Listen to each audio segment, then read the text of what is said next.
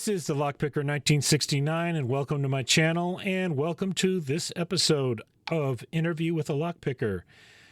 I am today's guest, and our guest host is Knox. And take it away, Knox. Hey guys, welcome to the special edition or interrogation of Lockpicker 1969. Lady Locks had done an awesome job at the first part of the interview process, but from here we're going to get a little more in depth, a little more, I don't want to say personal because it's not personal, but in the lock world, it's preference. That's the word I guess we'll use. Sure. I have a checklist of around about 20 or so questions, and we're going to start wrapping them off. You ready? Whew, I'm feeling the heat from the light right now that's shining in front of me here. All right, under the hot lights, here we go. All right, out of the different series for your YouTube channel, what is your favorite and why? Wow. So that's for the longer term. The Interview with Lockpicker series is probably my favorite. I have been able to get to know so many people from all over the world and learn so many things, not all locksport related as well. I mean, I just genuinely enjoy talking to people. So interviewing just seems like it was a good fit for me, and I feel very comfortable doing it. So. Right on, very cool. All right, one of the series you have did have running for a while was This Old Locks.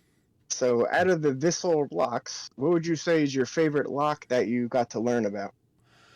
Ooh, so probably the first episode was on Slaymaker, and that bled over to Frame, which was related to Slaymaker. So they have a lot of history that crossed over with one another. But doing the research for that was a lot of fun, and having had on hand a number of locks from Slaymaker really kind of made that episode even more fun to do.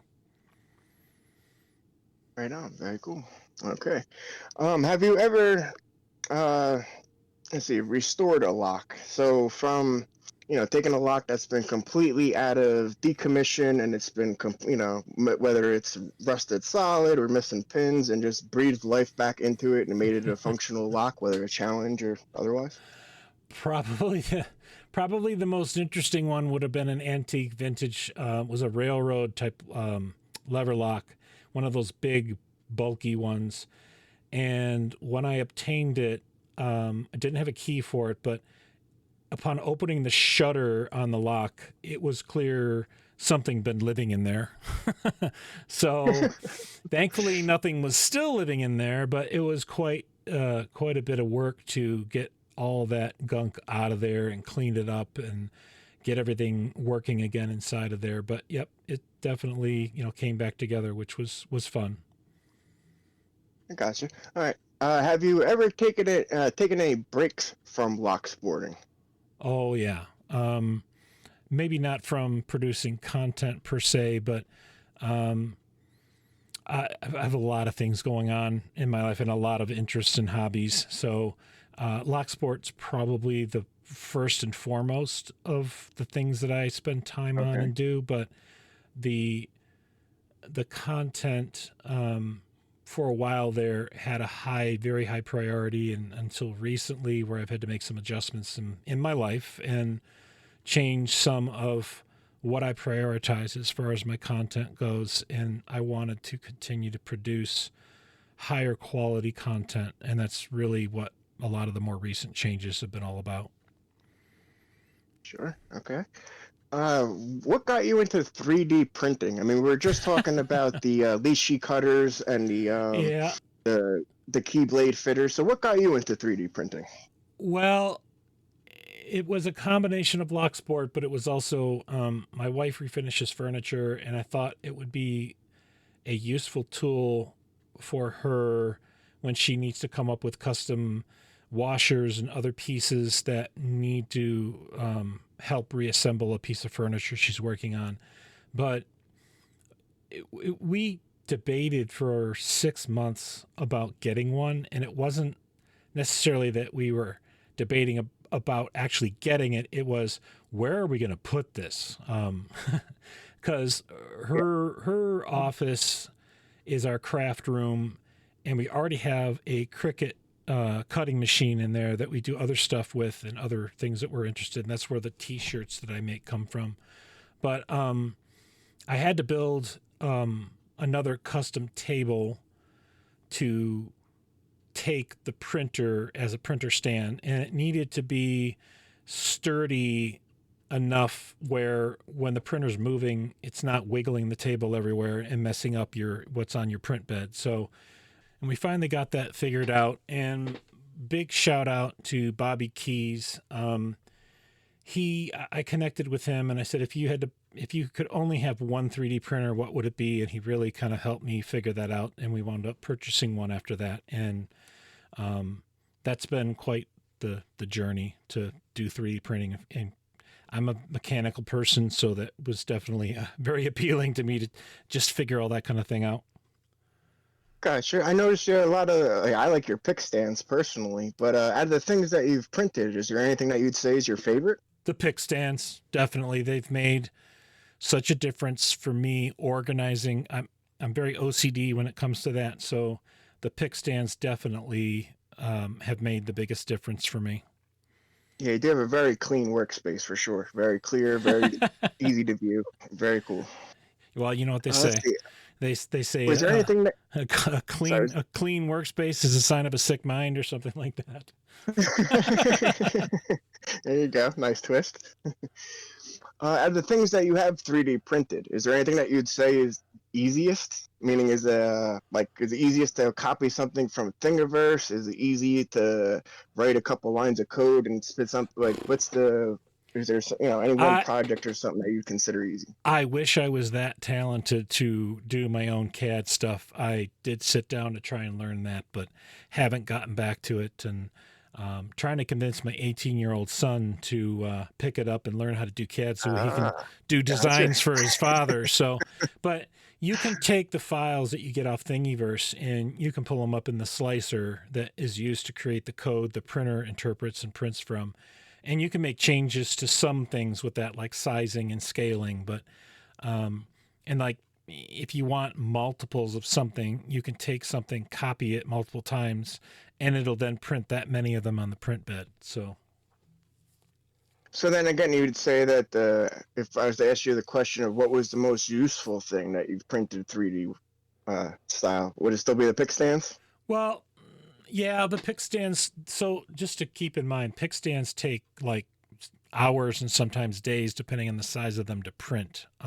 Wow. Yeah, I did not know that. So something that's really large, like the Peterson one that I did in multiple colors, I probably printed that over a period of 3 days. So you print one, then you change the filament to another color, and then you print another one. I don't have a printer that will change the colored filament on the fly, so I have to do that manually. So that's how I did that one. But other than that, what's been useful to me besides pinning trays has been like spacers and that sort of thing for distantainer picking. Oh, okay. Gotcha. All right. We're gonna skip over to another, I guess, content thing that you cover, Mini Lock Mondays. So, what would you say was? Is there any one lock that surprised you? Maybe it was super easy, harder than you thought, a historical value to it. Like, if you had to name one mini lock, what would it be? um, Difficulty wise, it seems like the crappier locks are the more difficult ones, the poor tolerances, that sort of thing. Like the ones you get at the dollar store and all that type of thing tend to be a bit more of a pain at first. But as far as significance goes, I think the only lock I picked for Mini Lock Monday, or was going to anyways, before I stopped doing Mini Lock Mondays, was an Ilco padlock I had planned on picking, I think. Ah, little TSA guy. I gotcha. Okay. Um, let's see. Okay, for your giveaways part of that, let's see. What would you say?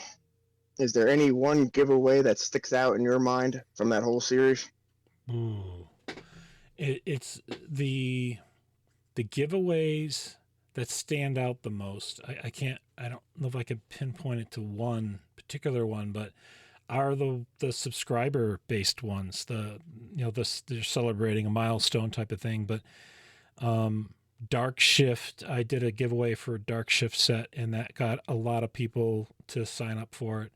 I Um, got a lot of attention. but Okay. this last one I did included the shot glass set from Sparrows with Oh, very the cool. repinnable lock that was in one of the shot glasses with the pins and a key, and there was a bunch of other Sparrows and other related stuff in that giveaway, including the locksport T-shirts that I do. That was fun because people had to do a video entry for it and show off their lock collection. So Oh yeah, Lock Show 600. Yep. yeah, Yes. that Very was a cool. ton of fun. I'm hoping to do something new here. I'm trying to get the time together to announce it this week to celebrate the 700 subscribers, and it'll be similar to, in some respects, to the last giveaway in terms of what I'm giving away, but there'll be some differences and changes because I think I gave away a bunch of like Slim Jims and some other stuff with the 600 one. But yeah, we'll see how this one goes. I'm hoping this is going to be a nice little difference from previous ones.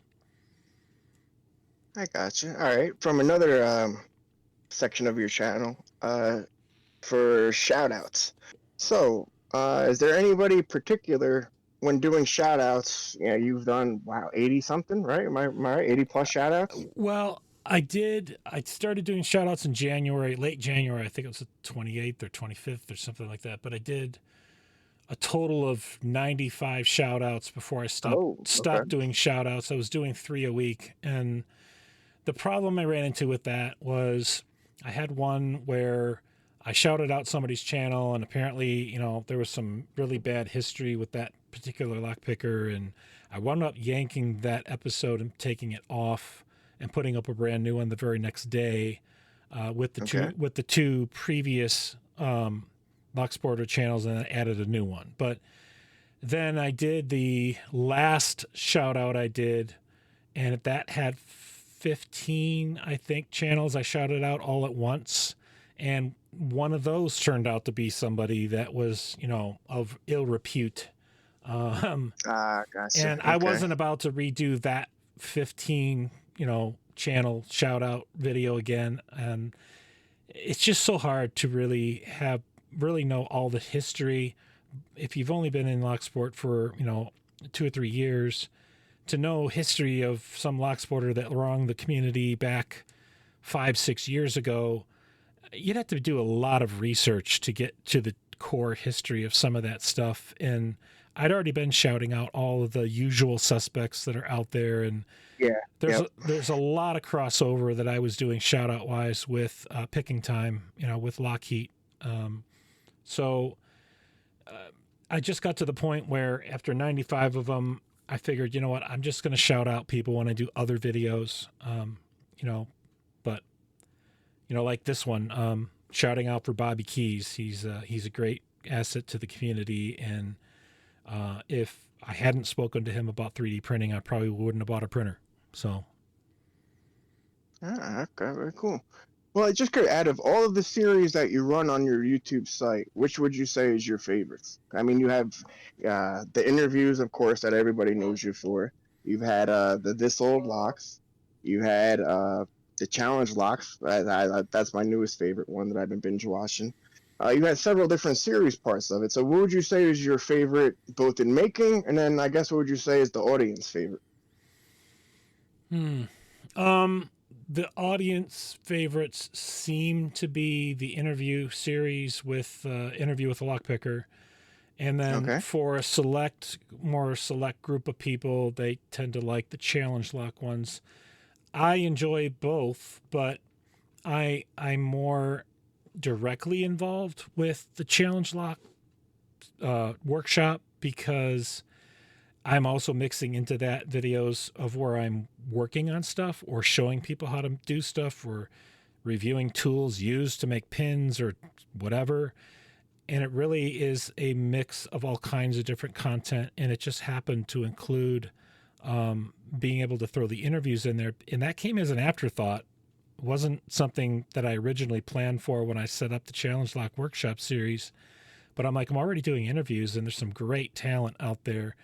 Why not interview some of them? And the makers, I wanted to interview makers because I wanted to be able to have them be able to share some of the things they like doing, some of the locks they've made that, they felt were difficult or that they were well received in the community, share some of their skills and how they gained those skills and the tools they use, and just to inspire other people who've thought about making challenge locks but really didn't know how to approach it yet. And then interviewing pickers was really just kind of trying to give a gift to the challenge lock makers, in that if we're reviewing the locks they enjoy the most and they're sharing what they like and what they don't like, that helps to give the makers a little bit of insight into what the pickers are thinking, and maybe give them some ideas for how they might add some things to their challenge locks when they make them. And the last part, which I haven't been able to explore yet because no one's taken me up on it, is I wanted to give an avenue to challenge lock makers who are coming out with a new lock to help promote the lock, talk about their lock, talk to the community about how to get on a list to get the lock. Oh, that'd be very interesting. Introducing a new lock to the community announcement like that. Very cool. It's still an offer that's out there. I had yet to have anybody take me up on it. So. Oh, okay.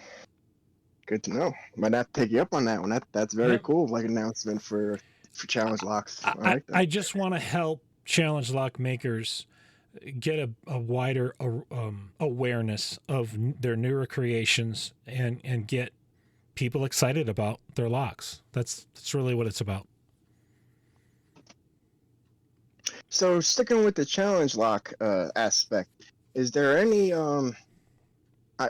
I'm using the words tricks, but is there any like aha moments or any little tricks or tips that you've learned that like for a quick example for me, watching Land Spy Key, for example, he drilled down through his warding and what I'd use as my trench trap. And for me, that was an aha moment because it was somebody else doing something different, but it's the same results of what I do. So it was like, oh, a different way to do something that I'm doing. Have you had any, I just watch people. For you to actually host and to, be able to ask, have you had any major aha moments that made you reshuffle or rethink how you made challenge locks? Well, my first challenge lock set was based on a Greenbelt's level of knowledge of locks and making them. So that was for Blue Belt. And then beyond that set, I did as a controlled set. I would send it out and I would pay for postage to get it back. And as I got it back, I would look at the packets I included with the set where they were allowed to give me feedback on what they like, what they don't like, suggestions. And that set progressively got, I think, a little bit better over time as I added more to it. But I learned a lot from that and from some other things and playing around. And it's a skill set that's still developing. I've learned a ton talking with like Jay Gabriel and Picksmith.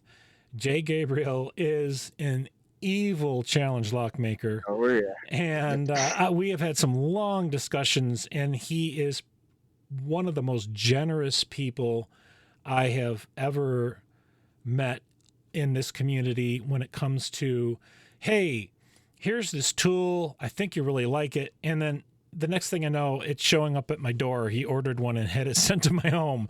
And that's cool. Just really cool. Amazingly awesome that there's people like him in the community.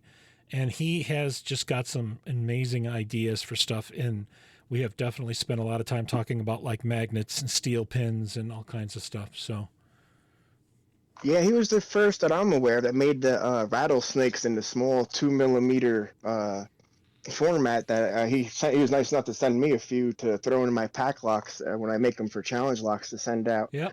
Just curious, in your challenge lock making, do you prefer 2mm or 3mm format? 3mm for me. It just with my vision.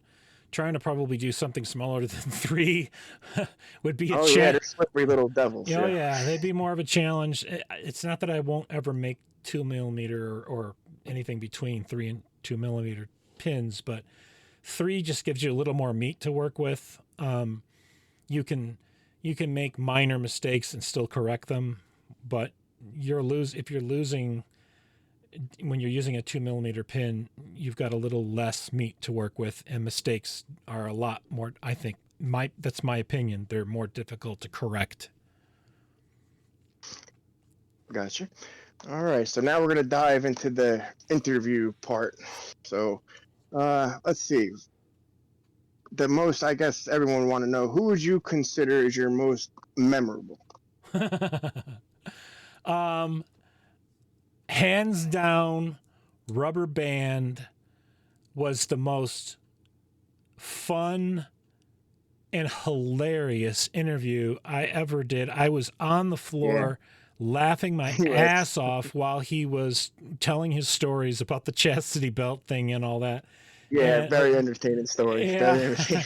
Very cool. I've never laughed that hard, and I've had a lot of people make me laugh during interviews because we have some amazing people in this community, but definitely that's probably one of the most memorable ones because I just, my my body hurt after that interview because I was laughing so hard. Just curious, is there anybody that seemed easier than normal? I mean, for me and you, it always seemed very easy and natural, our conversations. But is there anybody that was, or who would you say is your easiest interview? Is there one that sticks out? Oh wow. I don't really term it as easy. So the process I use to do interviews, the whole purpose of the pre-interview is to get to the meat of what's interesting about somebody. And I get people tell me all the time, I'm not interested, I won't have that much to say, all these other things. Just give me some time in a pre-interview and I'll find it. Yeah, everybody got something to bring to the table, for sure. But when we get past that, the pre-interview, and we get that comfort level going on, the interviews are a snap. They're easy. So with that, is there anybody that you would like to interview again that you haven't already? Oh, there's several people I'd love to interview again. Wow. I've interviewed a few people again, just to kind of get an update on where they're at a year later type of thing. Lady Locks was one. Chris Capoon was another. There's several. Yabende would be somebody I would love to have back again. Rat Yoke, another good one.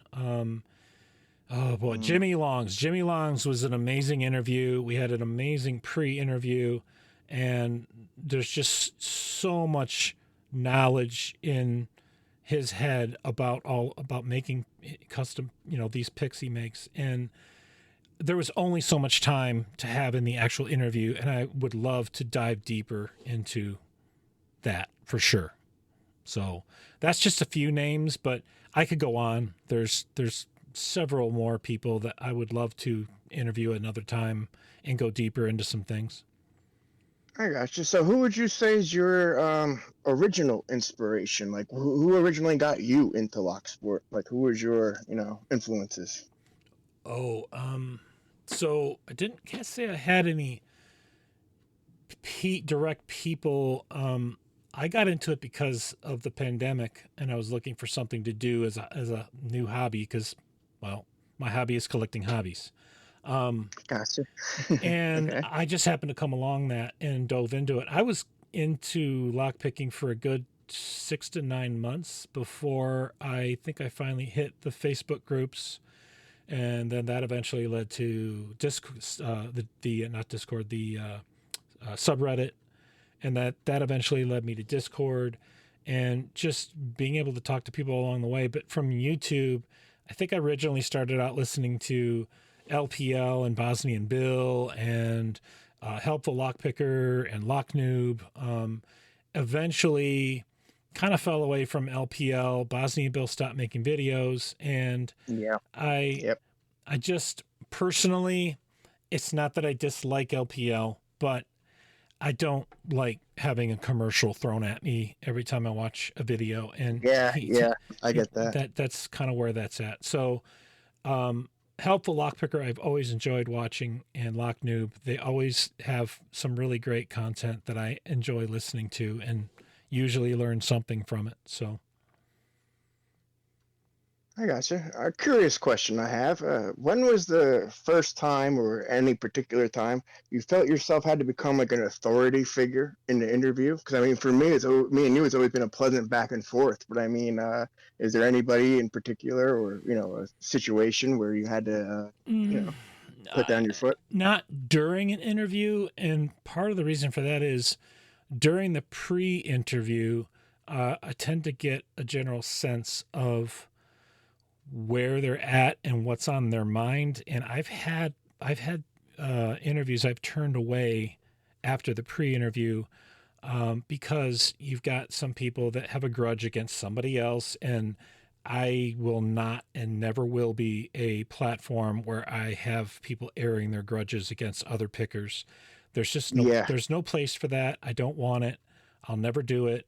And so I've definitely had some interviews that I turned away for that reason. So very interesting.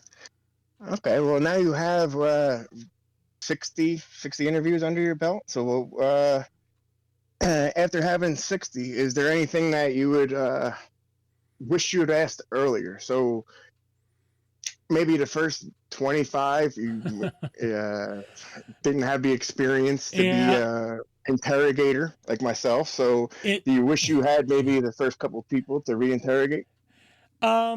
there's questions that I asked today that I wasn't maybe asking 40 episodes ago. There's 62 episodes out now, and when this airs, it'll be episode 63, I believe.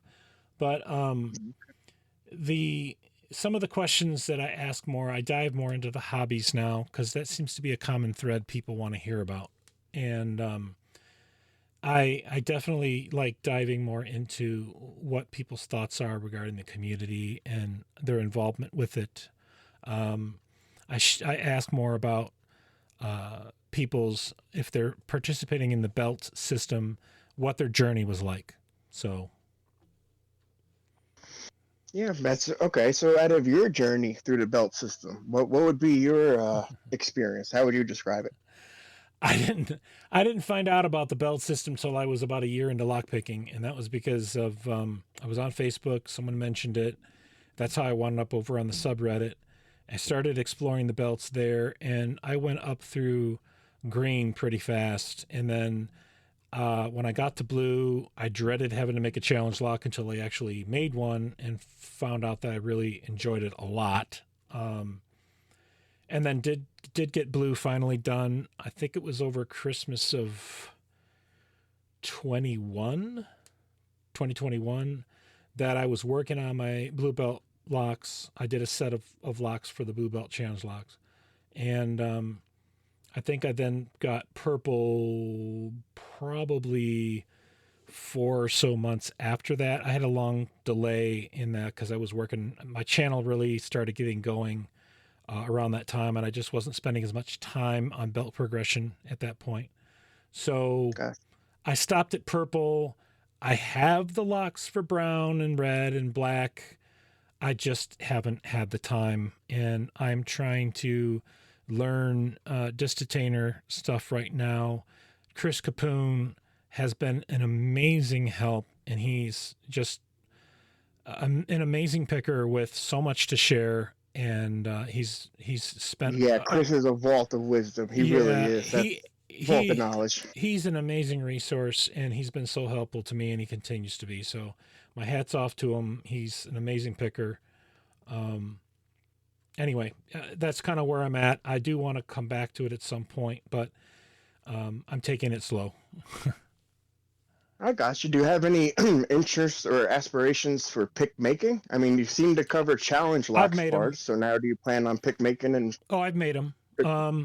some of the first interviews I ever did were from pick makers. I mean, Picksmith and Nick's Picks and Rat Yoke Sure. and the names go on, and Joe Picks. I And imagine you got a lot of good advice along the oh way. yeah, well, the thing that hit me was I've been doing woodworking for years, and so I enjoy woodworking. So when all of these guys said, "Oh, I've been making picks for a year or 2 years," or in Rat Yoke's case, I think forever.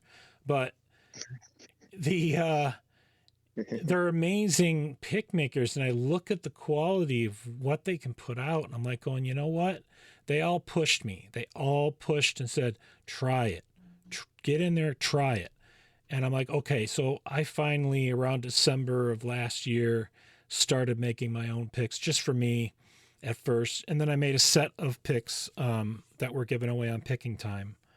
Um, Oh, so very cool. Just curious, what was the first profile you made for your Oh, first pick? the first one I ever did, I think, was a short hook. And I'm sorry, it was the what? short hook. Okay. No, Gotcha. I when I started pick making, I focused on making the handles. That was something where I had some skill in with woodworking, but I didn't know anything about doing the pinning and the epoxying and the. So I used like picks from LLT, the Valerians, and just Okay. punched holes in those and then made handles for them. That was my start, so I could wrap my head around making handles for picks first. So would you say, well, what, I guess it's more of a question of what brand would you say is your go-to as far as pick handles? I mean, if you have issues with smaller picks like multi-pick or the unhandled sparrows, what's your go-to? Oh, I don't really have a go-to. Either either the picks, like for example, Moki's picks. I 3D printed my own. He shared the file with me, and I was able to print my own handles. But um, I don't typically. So when I get picks that either already have handles on them, Mhm. or I'll make a handle. But typically, the most of the pick sets I purchased have handles on them. It's just whether they work for my hands or not is really the question. I gotcha. Okay, that looks like all 20 questions I have covered here. Before we go, is there anything you'd like to add? Sure. Um, so for these interview series, I really wanted to thank. This interview series would have never happened without the help of a lot of people in the community who were some of the initial interviews that I did. And they went out and they recruited people and brought them forward to be interviewed. If it wasn't for them, I don't know if the interview series would have taken off the way it did. So I am incredibly thankful to all of them. This this interview series, the Lockpicker one, it wouldn't have existed without you. And this is not just my thing; it really belongs to all of you. That really helped get it going at the very beginning. So it I might have developed it into what it is today, but it wouldn't even be around today if it hadn't been for them. Very So cool. Very cool sentiment. so Yeah, to me, it's a very good gift that you've given to the community. As I've enjoyed every episode, hearing where everyone's come from, where we have common grounds, where we have completely different grounds. To me, it's been an awesome ride. it's been a ton of fun for me because I really get to meet some amazing people and I get to know them and they get to know me. I share a lot about myself in the pre-interviews. I don't share that much in the actual interviews because they're not about me, they're about the person I'm interviewing, and it's really their time to shine and be the center focus of the discussion. So I keep it that way. And Yeah, that is very true. That was the way this kind of part of the interview came about was me hitting you with all these side questions just because, watching you and you being so open that I decided to write a list of these questions. And I appreciate you being open enough to allow me to ask them to you and you answered them all in great detail. I appreciate that. To yeah, me, that's been a there's great treasure, or, you've added a great thing to the treasure of Locksport. Well, my hope is that these interviews will be an archive people can go to, and if they want to learn about a lockpicker they've been told about, they can go listen to their interview. And I encourage anybody, if you haven't been interviewed yet, why not? I try to make it as fun as possible, and I try to open it up so that you can let the community know a little bit more about you, and that's kind of what the whole hobbies thing is about. What I'm realizing is that there's a lot of different people with different hobbies, but there's a lot of common threads there too. Yeah, for sure. I too would encourage anybody that's on the fence or even thinking about it. It is such an easy process. I mean, literally, you're talking about something you enjoy with a friendly person. It's so natural and just happens. And an hour goes by in the blink of an eye. Yeah, it does. The recording session of the actual interview goes by very fast. Yep, definitely. All right. I guess if we're going to wrap this one up, I'll wrap it up. If you are a subscriber, thank you. If you are not yet a subscriber, please hit that subscribe button, turn on notifications and all, and hit like on the video. And thanks for listening.